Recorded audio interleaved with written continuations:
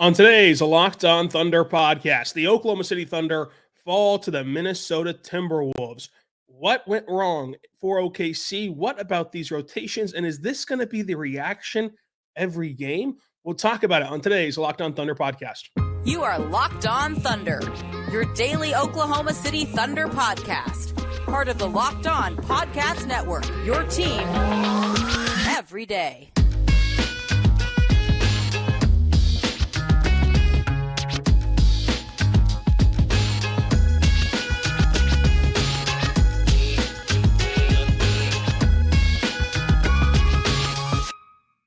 Let's get it going on the Locked On Thunder podcast, on the Locked On Podcast Network, your team every day. I am your host, media member, editor-in-chief over at thunderousintentions.com, Rylan Stiles. Follow me on Twitter at Rylan_Stiles. Follow the show on Twitter at LO Thunderpod. Email the show, lothunderpod@gmail.com.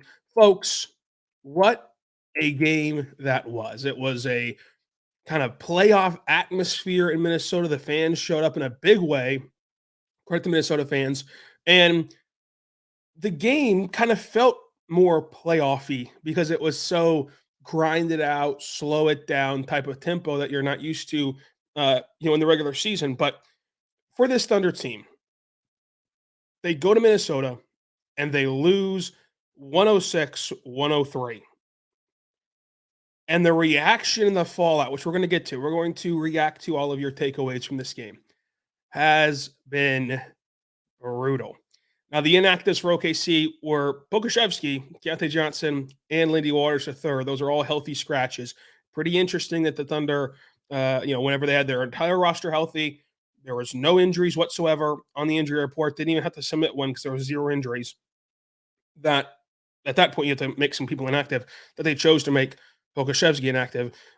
Pretty interesting. But the Thunder go to Minnesota and fall in this game. It was really a more encouraging game than I think it's getting credit for, just from the instant reaction from fans, because Minnesota shot 42% from three, and they caught fire from beyond the arc, especially some of their complementary pieces like Naz Reid, like Troy Brown Jr. The Thunder only shot 36% from three, and there was some key guys missing threes that, like, typically they'll knock them down. I mean, Chet missed a couple threes that were just wide open. He went 3 for 8, which isn't terrible. Like three for 8's not bad, but like he missed some wide open shots that he normally knocks down. Isaiah Joe went 1 for 5, right? And we know those 2 wide open corner threes he missed on back-to-back possessions. We know that he typically hits those shots. And so Kenrich Williams, who was shooting so well this year, is 0 for 2 from 3. He's been shooting well this season. J-Dub 0 for 3 from 3. So like the 3 ball wasn't falling, and if some of those fall in, obviously the game is different. And then you get to the free throw line, missed some uncommon free throws. I mean, Kaysen hadn't missed a free throw all year. He missed one today. And then you had J-Dub, who missed one, and Josh Giddey missed 2. So ultimately, this Thunder team didn't play their best basketball, and they lost by 3 to Minnesota, and they've gained a lot of ground. What did them in this game, I think, was just their scoring droughts. Like we talked at the pregame show yesterday about what they had to avoid. They had to avoid turnovers because, in the sense of like avoiding sloppy turnovers, because the Timberwolves have a good defense and they're going to turn you over regardless. So you can't just give away turnovers, and they had to avoid scoring droughts. They did a good job of limiting turnovers. They had under 10 turnovers.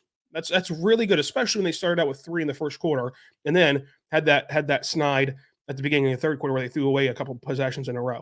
So to only finish out with 8 turnovers is pretty good for the Thunder. Now, the issue was they went on multiple scoring droughts.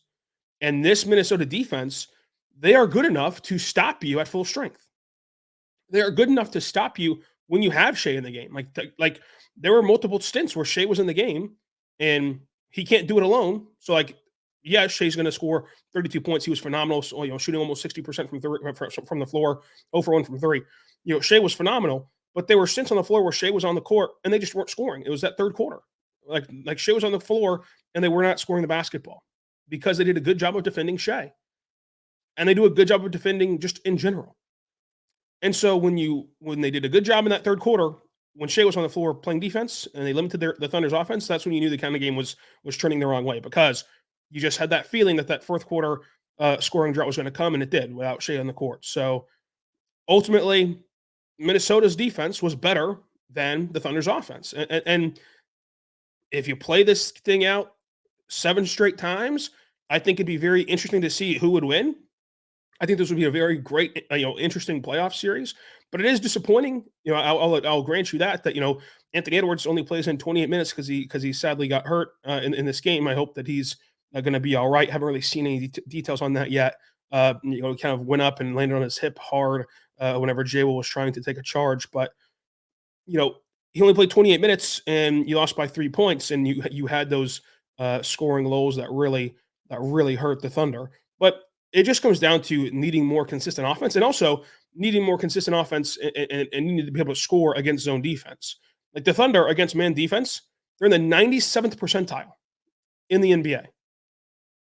That's excellent. They're in the 97th percentile in the NBA against man defense, which is the primary shell coverage in the league. So that's great. You want to dominate man coverage because that's what you're going to see most often. The issue is whenever we sit here and talk about how do you defend this team? They're so good.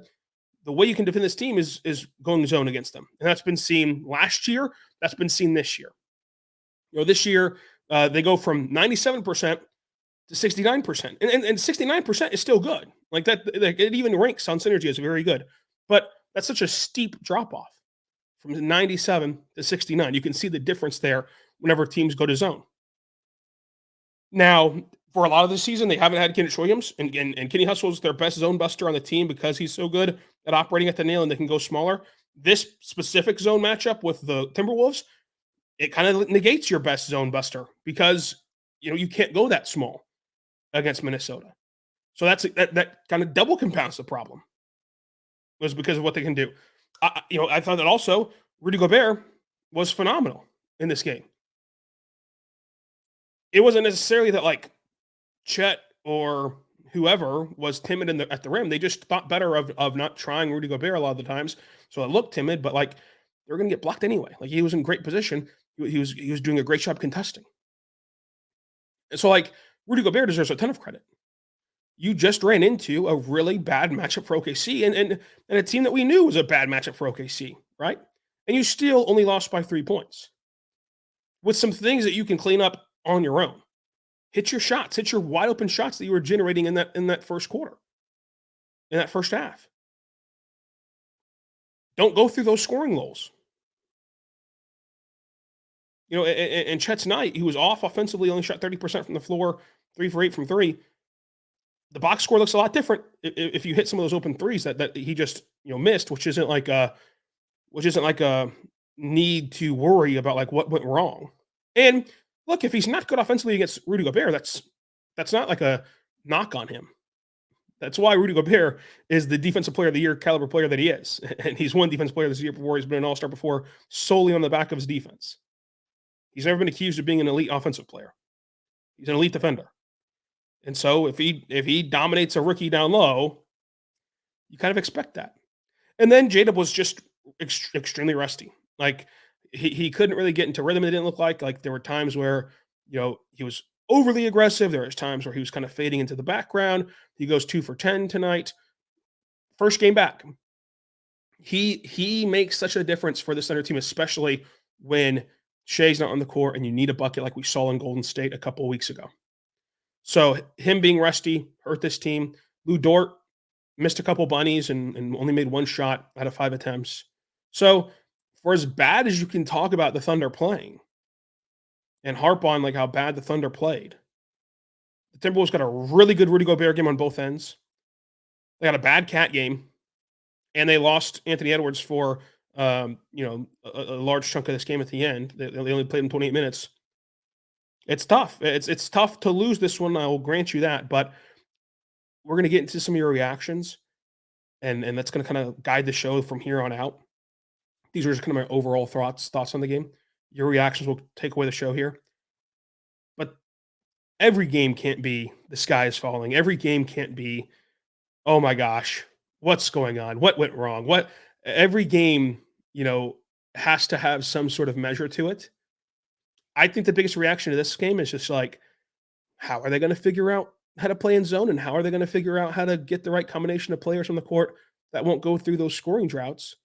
Because, as we mentioned, Minnesota's defense was good enough to stop you and make you go through a drought with Shai on the court. So then you can see how they smothered you whenever Shai was not on the court. But Minnesota's a really good team, and it's hard to win on the road. And they have the best record in the West right now for a reason.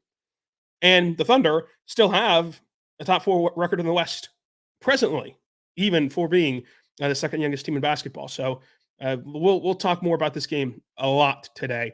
Coming up, though, we're going to talk about our good friends over at eBay Motors. Folks, eBay Motors is there for you because they want to help you get your guaranteed fit.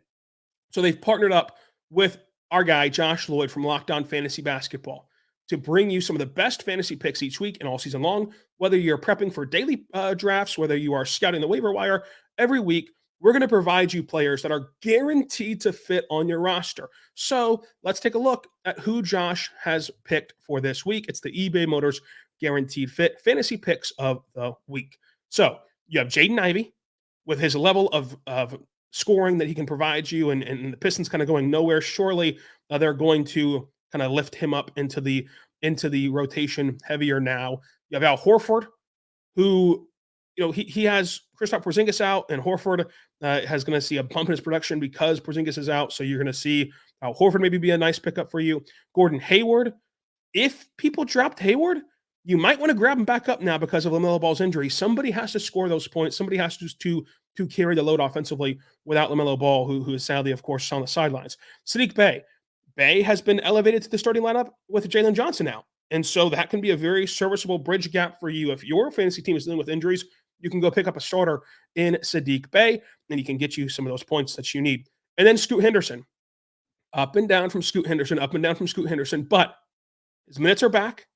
And if you can afford to gamble on like, hey, he might throw out, a clunker or two each week, but he's supremely talented, and Portland is a losing team, and we've seen what rebuilding teams look like, and we've seen that there are some teams, and whenever they're rebuilding, that like you can just have a magical game, one or two a week of this group. If you're in a season-long fantasy, situation, I would pick Scoot Henderson, because I would love to stash him and let him get cooking a little bit, put him in the lineup, and then just let him take over. Because once he gets acclimated to the NBA, he is so talented as a scorer, it's going to help you out a lot in fantasy. So Josh Lloyd, host of Locked On Fantasy Basketball, is going to help you win your fantasy championship, and eBay Motors is going to help you win the championship of your vehicle and make sure you stay running with that same vehicle. It's the perfect fit for the perfect player, the perfect fit for the perfect car. Check it out today at eBay Motors. Folks, I know nothing about cars, and that's why I love eBay Motors. Because with over 122 million parts to choose from for your ride or die car, it gets overwhelming. As someone who knows anything about cars, well, which one do I pick? What's going to fit my car? That goes all the way with eBay Motors, because all I have to know, my make, my model, my year. I know those three things. I put those three things in, and then boom, they're only going to show me car parts that are compatible with my vehicle. Whether you need brake kits, LED lights, roof racks, bumpers, whatever you need to get your baby up and running, eBay Motors has it for you with eBay's Guaranteed Fit. It's guaranteed to fit your ride the first time, every time, or your money back. Plus, at these prices, you're going to be burning rubber, not cash. So check it out today and keep your ride or die alive at ebaymotors.com. eBay Guaranteed Fit is only available for U.S. customers, eligible items only, and exclusions do apply. We're back on the Locked On Thunder podcast, on the Locked On Podcast Network, your team every day. Thank you so much for making us your first listen every single morning, every single day. We're here for you, talking Thunder basketball. Folks, going to use the rest of the show as a bit of a therapy session, a little bit of a therapy session, because a lot of your takeaways were pretty strong, pretty strong. We'll start with some of the most tame ones. Chase Fuller says, other than the Nuggets game, the Thunder have been playing top teams very close, or outright winning the games, but reassuring that fact that because they're so young, they're going to start to win these games in the future. Yeah, I mean, they're gonna figure it out. Like, this is still an incredibly young team, so winning these games on the road is very tough. I totally agree. Thunder DNA, a 3-point loss with Chet and J-Dub combining for 8 for 30 shooting is not that bad. Play Aaron Wiggins more. The Thunder have to solidify Aaron Wiggins' rotational spot. They just have to. And I've been saying it, and I'll continue to say it. Wiggins is one of your best players on this roster that contribute to winning in the sense of your rotation, your rotational pieces. He should be a guaranteed 15 minutes a night at a minimum. He can fit every lineup. He can defend in every matchup. He can help you do the dirty work. He can help you score at all three levels. Like, Wiggins helps you win games. So, like, he should play. And Wiggins was part of the 2021 draft class. Like, he's not like some old guy who has no clear direction and no clear future. And if you play Wiggins and he ends up proving out and bearing out over the course of this season that he is one of your top rotational pieces, then you have found value with the 55th overall pick in the 2021 NBA draft. Like, that is a great thing for the franchise. It's not as though you're finding value in like an old guy who doesn't have many years left in the NBA, right? Like, if you were finding value with Davis Bertans, right? Davis Bertans, financially, you're going to have to move on from him this offseason. So, like, if they were to plug him into the rotation every single night, it'd be for naught, because that's not how you're going to get to play in the future. Playing Wiggins, that's how you get to play in the future. Like, you're going to be able to do that in the future with Wiggins. And every time that you play him, he's a good basketball player. Every time that you play him, he helps you win basketball games. And I have to give a huge credit to Wiggins too, because we've been talking. I've talked to other players in the NBA. I've talked to Cam Woods. I've talked to Mark about Ousmane Dieng specifically. Like, they've been looking to get Ousmane Dieng to figure out how to play in short spurts and kind of in these quick 5 minutes here, 5 minutes there, going on long stretches without being played. Then boom, you're going to get right back inserted. And Cam Woods and other players have talked about how hard that is to like not have to use your first few minutes to get warmed up and to get acclimated to the speed of the game and to the environment every single night. Wiggins, no matter when you put him in, I don't care if he hasn't played in 20 games. I don't care if he hasn't played in 2 games. I don't care what the situation is. Whenever you put him in, he's ready to play basketball. And that is a difficult skill to have. And he has it. Wiggins should be playing basketball every single night, should be playing 15 minutes a night fairly easily. Like, you have to play Aaron Wiggins. Lindy Waters fan page. I feel like Mark is trying to do too much with the rotations. I think Wiggins, Oos, and Trey all deserve more minutes. I believe that's Trey Mann deserve more minutes. I think they can do better. I think that they can give better minutes than Giddy, J. Will, and maybe even Dort. So a lot of these people were talking about rotations. That wasn't necessarily the rotational comments like I've seen others talk about. I've seen a lot of people complaining about Ousmane Dieng played a minute and 30 seconds. He played a minute and 30 seconds. This game was not win or loss with Ousmane Dieng. The Thunder tried Ousmane Dieng. He went out there. He didn't play good basketball. They sat him down. That's exactly what you want Mark to do. Like, that's exactly what you've been clamoring for Mark to do, is to not stay committed to, initial plans, or to not stay committed to just giving away minutes. You can't just sit, your 11th overall pick for 82 games. He's never going to be, the perceived best option on this team right now with where he's at in his career. But he has to, at some point, get NBA minutes and get NBA reps. So they tried it in this game. After he played some solid minutes against Philadelphia, they tried it in this game. Can he play 5 more solid minutes to kind of bridge the gap at the end of the first quarter? He couldn't. He played a bad minute and 30 seconds, and he got pulled out. That is like perfectly acceptable for Mark. Like, to kill Mark for that is really, really, really silly. It is really silly. Because outside of Ousmane Dieng, Mark played the starting 5, and then he played Isaiah Joe, Jay Will, Kenny Hustle, Cason Wallace, Aaron Wiggins. That's all that he played outside of the minute and 30 seconds he spent to Ousmane Dieng. So how do you want to allocate that minute 30 seconds? Would you want to give 30 more seconds to Kenrich Williams and then a minute to Cason Wallace? I'm with you, right? Like I'm with you that Casey Wallace and Kenrich Williams were better than Usman Jang tonight. And in fact, everyone who played was better than Usman Jang tonight. But you've got to let them play some. This is an 82 game season. And not that you can ever give away games. But when you have the lead and you're kind of, feeling good about the situation at hand in that game, trying Usman Jang for a minute did not collapse this team. And you never know until you try. Like, he played really good against Philadelphia. He goes against Minnesota, he doesn't play good at all, and he gets pulled. Now, I would have been with you if he played Usman Jang 5, 6, 7, 8, 9, 10 minutes in this game. Because it was really evident from the start, Usman Jang didn't have it. He played Usman Jang for a minute and 30 seconds. The other criticism of the rotations, let's just get them all out right here. SGA, playing 34 minutes, in this game. SGA plays the exact same rotational minutes as every other superstar in the NBA. The entire first quarter, close out the second quarter, the entire third quarter, close out the fourth quarter. The only gripe I have about SGA in this game, in the minutes that he played, was that even Chris Fisher pointed out that SGA was ready to check it back in at the scores table at the 7-minute mark, like he always is. He doesn't get checked back in until the fifth minute mark, the 5-minute mark. So you lost those 2 minutes because of just the way that the game was happening, where there was just no stoppage to get him in. My thing is, you got to create a stoppage for SGA. And I get it. You don't want to call timeout or anything whenever like you get a missed shot, you can go and push the tempo. But after your next made bucket, after their next made bucket, after you no longer have the advantage, transitionally, right?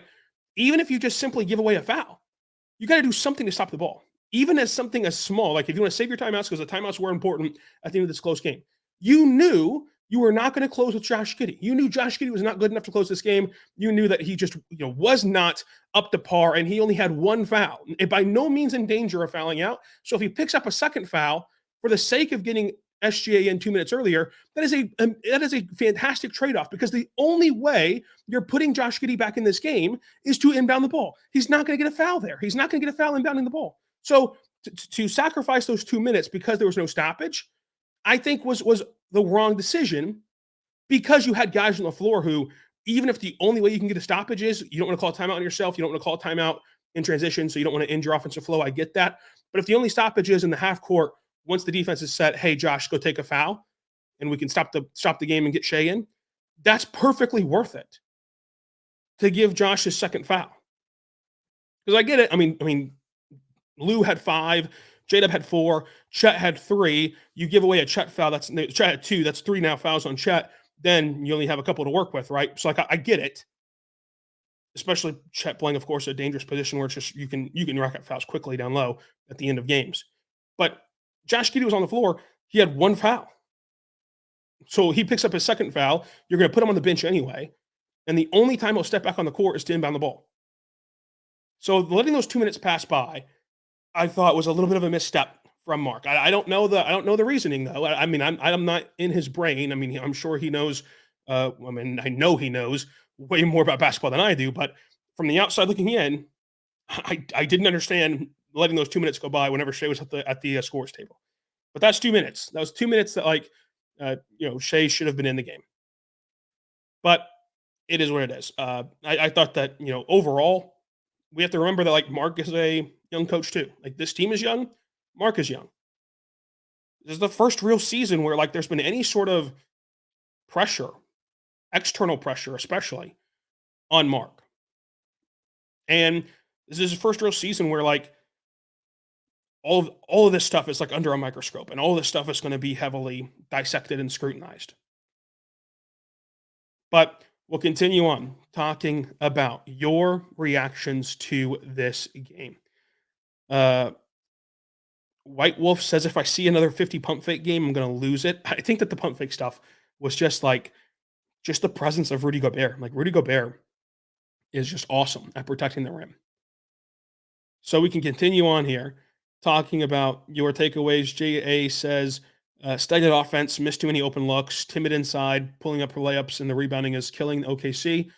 Yeah, the rebounding is an issue against especially the Minnesota that's going to be an issue all year long. It's going to be an issue that the Thunder are going to have to deal with. And the thing is, we got to try to counteract that by pushing the tempo and limiting second chance points. You got to work harder defensively, and it's hard, right? It's hard to continuously work harder in an 82 game season, but like that's the way that this is set up, and that this team is designed. So you have to work harder, either fighting for loose rebounds or getting multiple stops in one possession, which is very tough. But they believe that they can do that more in the aggregate than not. So hopefully that'll turn around for them. But we're going to continue talking about your takeaways. A lot of them about rebounding, a lot of them about Mark. Mark Osterez is not college basketball. He can't play everyone on the team, and he can't play the same way. His rotations tonight, like it's getting way overblown. I think like his rotations tonight were Usman Jang 1 minute 30 seconds, and then the SGA thing. I don't think that's like worthy of like condemning Mark in this scenario. But we'll talk more about it today, coming up on today's show. But first, what's here right now? Better good friends over at FanDuel, folks. FanDuel's great. Go to FanDuel.com right now /lockdown. When you do, new customers get $150 in bonus bets for winning a $5 moneyline bet. That's a $5 moneyline bet for new customers for $150 in bonus bets back. A moneyline bet is just who you think will win. So you're not going to worry about anything else except for who you think will win. You predict the winner, but you can also do spreads, player props, over-unders, and more. At FanDuel, it's the best time to go to FanDuel.com. The reason why I say that is FanDuel has everything you want. Everything. I mean, they have NFL, they have college football, they have college basketball, they have the NBA. They have it all for you.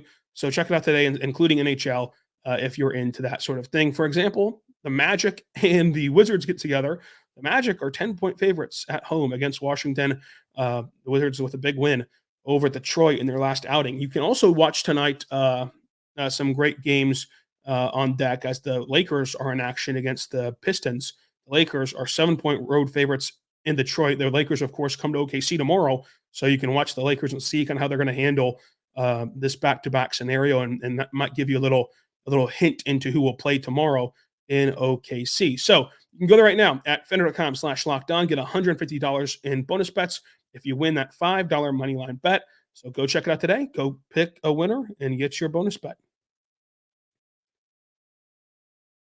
We're back on the Locked On Thunder podcast, on the Locked On Podcast Network, your team every day. Folks, we're taking your reactions and using them to guide the show. From Trey Thomas, last year the Thunder dominated third quarters. What changed? Playing from ahead a lot of the times in third quarters. Like, it is so much harder to play from ahead versus to play from behind. And particularly last year in the third quarter, you're playing from pretty steep margins, where like we've seen in the NBA just by watching the Thunder of like when teams get up a lot, you kind of take your foot off the gas, you're kind of relaxed a little bit. And the other team, they have sort of nothing to lose. They come out swinging and give you that one more good punch before they wave the white flag. And oftentimes that one more good punch in the NBA is enough to get you back in the game. And so the third quarters are incredibly challenging whenever you're the team on the high side. And this is a team that has to now relearn how to play in the third quarter, relearn how to play with the lead, relearn how to play in that scenario. But we'll continue to go on. Too many players played below average. Shai can't do everything. Yeah, I mean, too many players did not play to their standards. That is an obvious agreement there. I like Mark, but he needs to seriously reevaluate his fourth quarter rotations. The Thunder are not tanking anymore.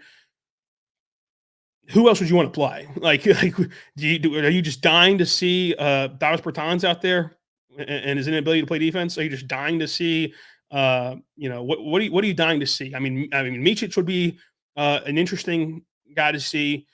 You could make the case for Trey Mann's scoring ability, but like the only players you didn't play were Davis Bertans, Trey Mann, Micic, and Olivier Sarr. And in that fourth quarter, I assume you mean the parts where Shai wasn't in the game.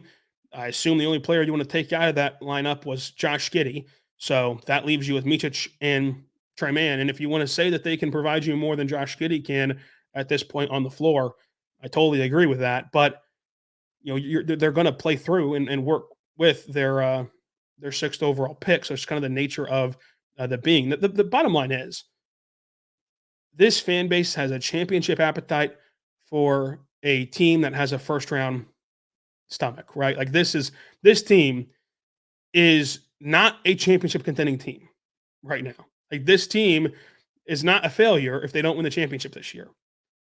This team is not a failure if they don't get to the second round. This team is still going to grow and build. And the worrying about what Sam Presti will or won't do should just be held off for like 8 months. I'm with you this summer. But for this season, they're going to take the entire 82 games. They're going to play their style of basketball. They're going to play the guys they believe in. And at the end of these 82 games, and hopefully there's a few more games in there after the playoffs, at the end of this season, that's when this team has to make some tough decisions. And they have to make some moves to improve this roster. They don't have to do it between now and February, but they have to do it this summer, in my opinion. So, I would advise, if you care what I have to say, which some of you do, I think, I hope, I would advise to just make your own evaluations of these players, enjoy the ride for these 82 games. Then in the offseason, we can start to clamor for this or this or this to change. But like, this roster is going to be pretty much the roster for the rest of the season. I would be interested to see if they do anything at the deadline. I don't think that they will. I think that this is going to be their team. And then this summer, things have to shake up a little bit. So a lot of you had the same comment as well. I'm going to read Marshmallow's kind of reaction, but a lot of you have the same reaction.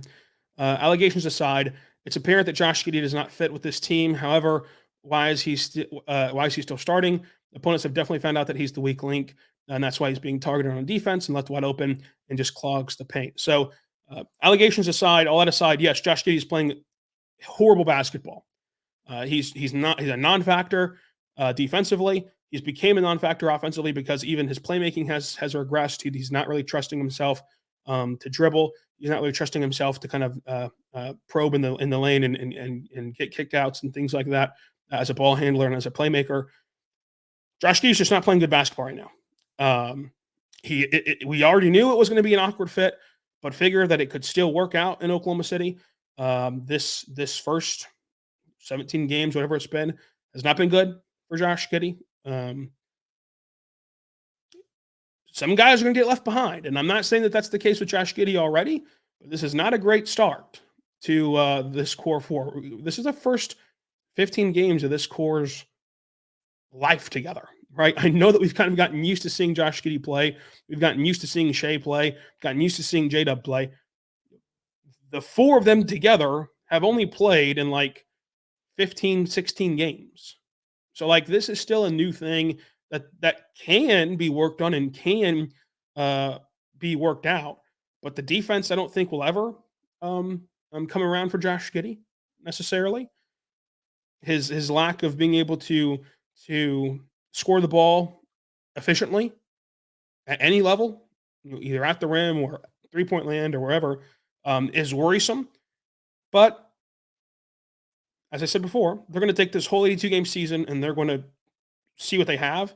They're going to kind of see where this team stands and who's going to be able to survive the roster turnover. As far as starting goes, I'm totally with you. Like, Josh Giddey is not playing good. He's playing bad basketball. There's other guys who are playing better than him. I think we get wrapped up in the starter stuff a whole lot. Josh Giddey hasn't and won't close games for this team. That's what matters.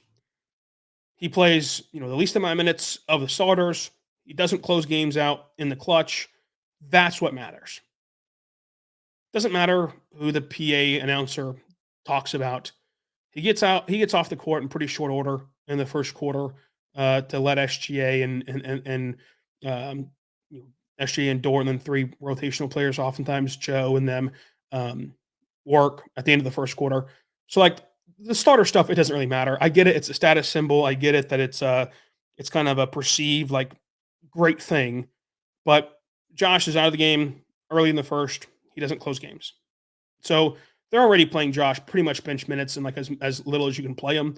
There's not really much else they can do short of just DNPing him. And you're not going to do that to the 6th overall pick. Now, again, this is all on the court stuff only. This is all other stuff aside. So that's the bottom line. He's got to play better. He's got to get better. He went 4 for 8 tonight on the overall box score, but you look at the second half box score, and in 13 second half minutes, he went 0 for 3 with 3 boards, 1 assist, a foul, and minus 11. He isn't rebounding the ball as good as he has previously, which was a big deal for last year's team, was his ability to rebound. He's not playmaking as well as he used to. And I'm not just talking about sheer raw assist numbers. He's not even getting the potential assists that he used to. He's finding open guys and they're just not hitting the shot. He's just not playing good basketball. And I'm not going to talk about or speculate why that is or isn't. It's curious, right? How he played so well in FIBA, what was that, 3 months ago? And now he looks like a man who's forgotten how to play basketball. I just don't think that guys of that scale level just forget how to play basketball. So it's probably there's probably just something, that he's having to, just with Josh, it's been 17 games or whatever. Let's just see what happens the rest of the season. But the conversation is getting louder and louder about his fit on the court. This summer, it'll be at a fever pitch one way or the other, and we'll kind of see where it's at then. He's been a slow starter before. I don't know what that means for this season. He certainly does not look the part right now, but he's going to have. I guess that's 70 more games to figure it out, or 60 more games to figure it out, whatever it is at this point. So that's where you're at on Josh Giddey. Just not a very good player right now, and we'll see if he turns it around. Despite the yell, Shai is clearly the best player in the NBA right now. He gets it done on both ends, and Shai exemplifies that notion. MVP frontrunner. Yeah, I like where Shai's at. On the Basketball Reference MVP tracker, I like to use that. He's 3rd right now behind Jokic and Embiid. I like where Shai's at in the MVP race. I think that he should be seriously considered for the MVP and should be. He was 5th last year in MVP voting. He should finish higher than 5th this year, so long as this season continues to trend that way. But we'll continue on here. Should have played the other Jalen Williams more minutes. Okay, you spelled Jalen Williams as in J Will, so I'm going to assume you meant J Will more minutes because, since you're not talking, I think that you guys should just spell the ones that you're talking about because they do spell them differently. So should have played J Will more minutes. I think J Will played well. I think that he played better than his box score would indicate, especially defensively. But 11 minutes, I'm not sure who you'd want to sacrifice to gain minutes for him. You got to take away minutes from somebody else. I'm not really sure who you'd want to take away minutes to get him back on the court. Maybe you can play, Dort less and Josh less, and those can go to J Will, but that's just not, that's kind of a funky lineup at that point. So I don't know. I mean, Jay was playing really well though. I totally agree with you. We'll see, but 11 to 15 minutes is kind of where he's going to level off at. So somebody asked, are they going to boo Josh Giddey in away games, or is that a Minnesota thing? I have no idea if they're going to do that in other arenas. I'd imagine that they are going to. But yeah, he got booed tonight. Final question from Marshmallow. What are the plans from the front office? They have said in advance of this year that this is a developmental year. However, when will they identify it's time to make a push? The team was once number 2 in the West and looking solid. SGA is not young forever. Well, they haven't been able to make a push yet. Last year's team was not push worthy. We'll see where this year's team ends up at the deadline. Right now, they're technically the 5th best team in the West, but they have the same record as teams 4 and 3 in the West. So, and they play the 4th overall team in the West this week. So, we'll see what happens with that, and what happens with when they want to make a push. I would just continue to earmark this summer. This summer, you will have data on what this team is. You will have hopefully data on who is a playoff player and who stumbled in their first playoff opportunity, right? We see all the time of playoffs breed and bring out completely, different versions of players, good and bad. And we'll see our first glimpse of that. We've seen Lou Dort play really well in the postseason environment. We've seen Josh Giddey play well in the postseason environments. Like, we're also going to see guys not play as well in the postseason environment as they used to. So, like, ultimately, Gobert was great. People are overreacting about Mark. I think that he's still a great coach. I think he's still one of the best in the NBA, one of the best the Thunder have ever had. And I don't think that he lost this game for the Thunder. I don't really know how you can get there outside of the 1 minute and 30 seconds he gave to Ousmane Dieng, and then you can do what we did and argue that Shai should have been in the game earlier by way of the foul or at least a timeout. But other than those two things, I don't really know how you get there to like be as out on Mark as a lot of people seem to be. I think that's just kind of like the nature of wanting to be negative and wanting to have a take. Sometimes the take is just really good team in Minnesota beat the Thunder today. Like, that's just the take. But we reacted to a lot of your takeaways. You can always, of course, drop takeaways in the YouTube comments, on Twitter, in DMs, whatever you want to do. Talking basketball is a lot of fun, so we'll always do it with you here on Locked On Thunder. And until tomorrow, what we're going to do tomorrow is we're going to preview the next 5 games, because we did get the 2 in-season tournament fallout games added to the schedule. We're going to react to the next 5 games, especially the Lakers, and see kind of how they handle the Pistons game, see if that gives us any kind of tell for where they're going to be at in tomorrow's game. And then we're going to react to your fake trades, because everyone loves fake trades. We're going to react to your fake trades. So send me your trades, and I will react to them on the show, and I'll give them a grade if they're good, bad, who wins, who loses, all that fun stuff. So until then, be good to one another.